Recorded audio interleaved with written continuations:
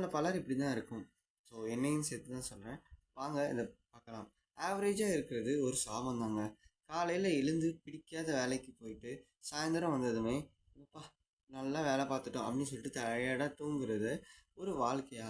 யோசிச்சு பாருங்கள். இல்லவே இல்லை. உலகம் உனக்கு சொல்கிற சேஃபான வழியை பின்பற்றாத. உனக்கு உன்னோட கனவுகள் பெருசாக இருந்துச்சுன்னா உன்னோட உழைப்பும் வெறித்தனமாக இருக்கும். இந்த தோல்வி பயத்தில் பலர் ஓடுறதே இல்லை.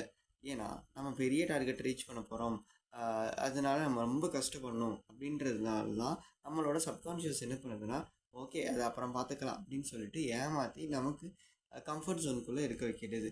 ஸோ இந்த தோல்வி பயத்தில் நம்ம என்ன பண்ணுறோம் அப்படின்னு பார்த்தீங்கன்னா, முக்கியமாக அந்த ஜாபை 1% கூட பண்ணாமல் அப்படியே அதை நிறுத்தி வைக்கிறோம். ஆனால் நம்ம விழுந்தாலுமே எழுந்திரிச்சு ஓடணும். நீங்கள் ஒரு சிங்கமாக இருங்க. சிங்கம் ஒரே ஒரு நாள் சிங்கமாக இருந்தாலும் அது சிங்கம் அப்படின்ற மாதிரி இருந்துட்டு அது அடுத்த நாள் காலியானாலும் பரவாயில்ல. ஆனால் 100 வருஷம் ஒரு ஆடு வாழ்ந்தனாலும் அது ஆடோட லைஃப்பை 100 வருஷம் உங்களால் சிறப்பாக வாழ முடியாது. வாழ்கிற நாள் கொஞ்சம் தாங்க. ஸோ அதை கெத்தாக காட்டி வாழ்ந்துட்டு போங்க. Not an average life.